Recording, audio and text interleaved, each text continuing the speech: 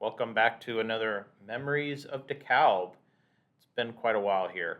I'm Thomas, this is Jane, and we're going to be talking about cemetery symbols here for this episode. Recording right here at the Willenar Genealogy Center, a service of Eckhart Public Library. So today we're talking about symbols which were engraved on tombstones. And we're talking about tombstones which are in two cemeteries in Auburn, the old Auburn Cemetery and the Evergreen Cemetery. So in the Victorian era, which was from 1837 to approximately 1901, death rates were extremely high due to epidemics, typhoid fever, tuberculosis, things like that. And then during the Civil War, there were so many deaths.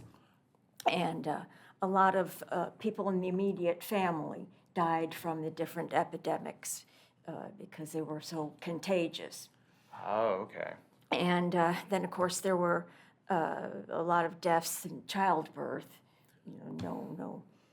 just water and stuff like that. No doctors, and there were a lot of deaths in childbirth. So, because of so many deaths, the people decided that they wanted to do things on the tombstones to ease their grief and to let people know about their love for the deceased, something about the person who had died, because people wanted to go to the cemetery and visit their family who had died. So, as I said, we're going to talk about the symbols in the old Auburn and Evergreen cemeteries. And the symbols that we're going to talk about today are just general accepted symbols. Okay. These are the ones we probably will find most, or like the most common ones you find in those cemeteries here in Auburn? That's right. Okay. So we are going to start with the most common, as Thomas said, and the most common symbol is the lamb. Okay. Yeah, right.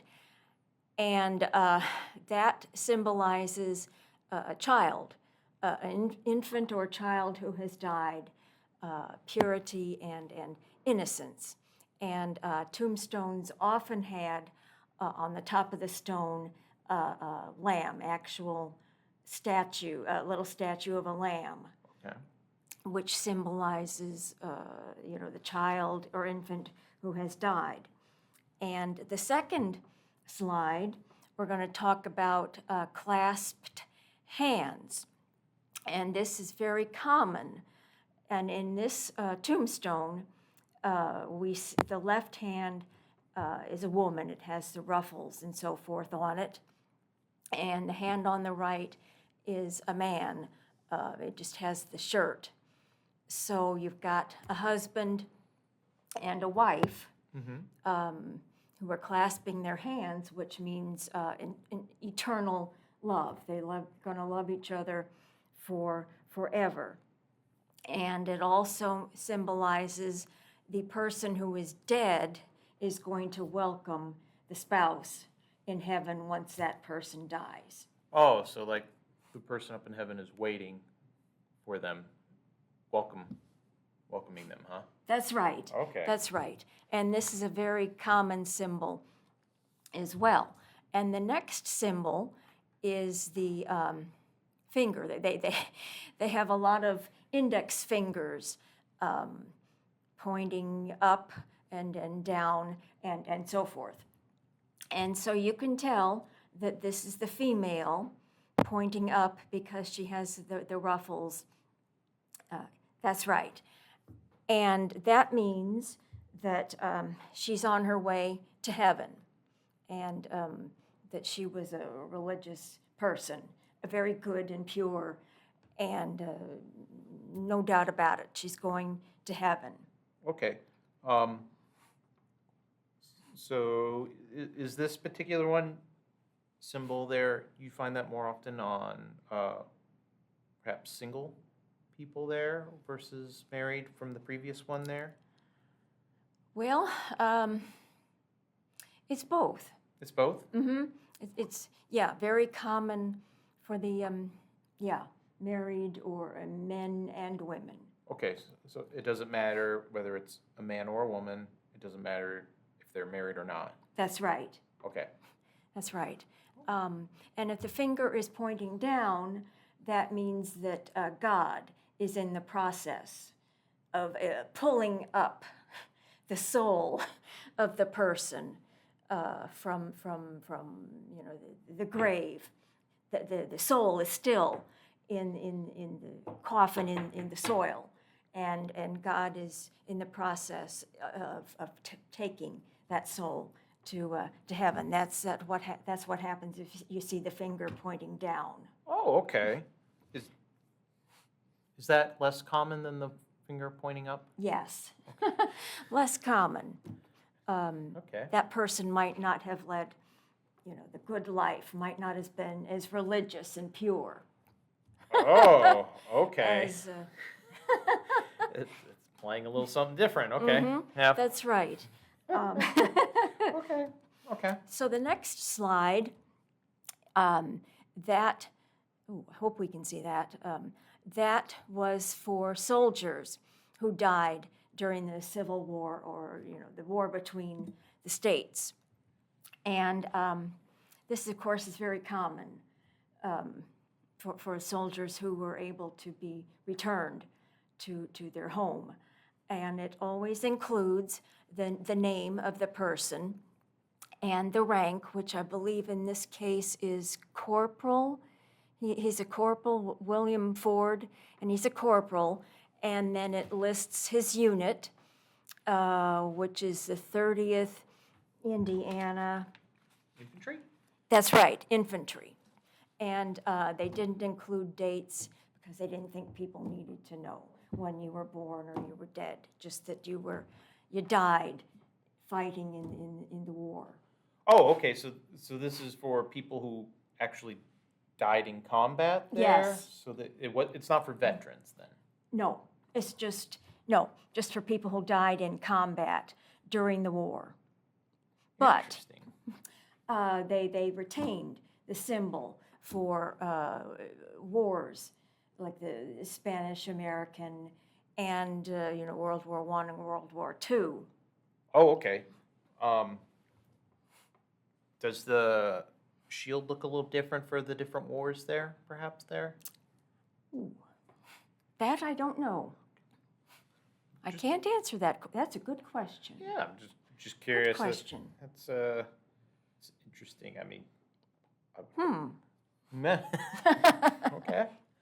We can find that out in future episodes when we actually visit the old Auburn Cemetery and the Evergreen Cemetery. So Okay. we'll do some research and Yeah. find out. Shout out to an upcoming different series there, Cemeteries of DeKalb. Be on the lookout for that there. That's right.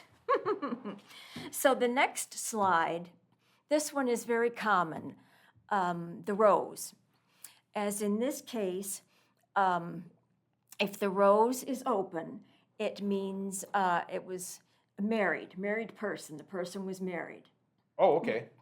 And if it's a bud, a rose bud, it means the person was not married. Really? Mm-hmm. Now, is this specifically for women, or is this, or did it not matter?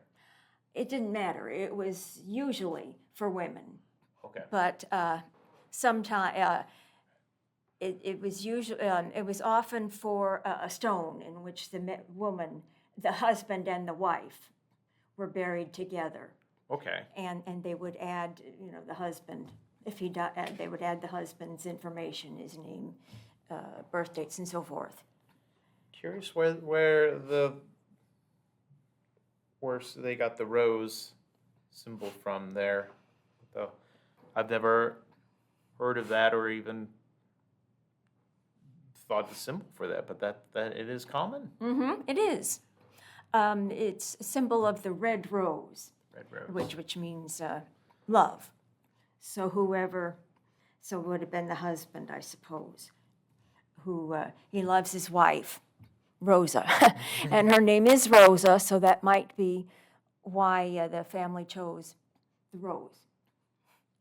So in the center of the two roses are little buds. So that symbolizes the number of children, Really? unmarried children Unmarried children. that Rosa had. At the time of her death there? Yes. And these are children who are alive. I mean, there are all sorts of symbols going on here. Two unmarried children, huh? Now, I assume that would be adult, unmarried children there, right? No. No. Any age. Any age, okay. Any age, Okay. which is interesting. So the next slide is, it tells you how many symbols were added to these people. So if you scroll down at the bottom of the screen on the left, you can see a pile of books. So that means that the lady was a great reader, lots of books, spent a lot of time reading. Oh, we love those people here at the library. We sure do. And then the lily that's there, that symbolizes her purity. She's very pure, very religious. She was a very, very good woman. The family thought of her as a very pure woman. And then the stone itself is a tree trunk, which was also common. So the family is saying that her life was cut short. She died at a young age. Oh, okay. And then, Is that intentional then? The kind of line that's in the trunk there and the flowers there? yes, it is. Oh, okay. And then at the top of the stone, you can see that there's a scroll that's hanging from a tree trunk. And that means that part of her life, we know the story of her life, part of it. And then the rest of her life is going to be written in heaven. That's what a partially rolled scroll. So they're saying all sorts of things about her. That's fascinating. Scroll. A life that's not fully written, huh? Right. Okay. So you see this a lot during the Victorian period. I would assume that this woman, or at least her family, was fairly well off to have such an elaborate tombstone there. That's right. You had to be wealthy or upper middle class to have any of these etchings and carvings in the stone. Really? You know, most people couldn't afford. Oh, okay. Couldn't afford this. Okay. So the people who did this, all of the slides, they were wealthy. Okay. Okay. Very interesting there. So I guess you'd get. Do we know what a common or poor tombstone looks like? Is that just like a slab, or maybe even a post? Yes, or a post, or just something in the ground, a little, it'd be rectangular, footstone, just in the Footstone. ground, yeah, with the name and possibly birth date and death date. Okay. Sarah, wife of John Cool, born Sussex, died. Yeah, and this one is interesting because it tells you where she was born, which is unusual. Yeah, Sussex County, New Jersey. Mm-hmm. 1830, died 1892. Okay. So, I mean, at least according to my eyes, it looked like she lived a fairly full life for the age there at 62 there, but her life cut short there. Okay. But this is a really good example of a stone that's going to help genealogists. Yes. Especially a full, elaborate tombstone like this there. Okay. Yeah, where she was born. In New Jersey, and the birth and death dates.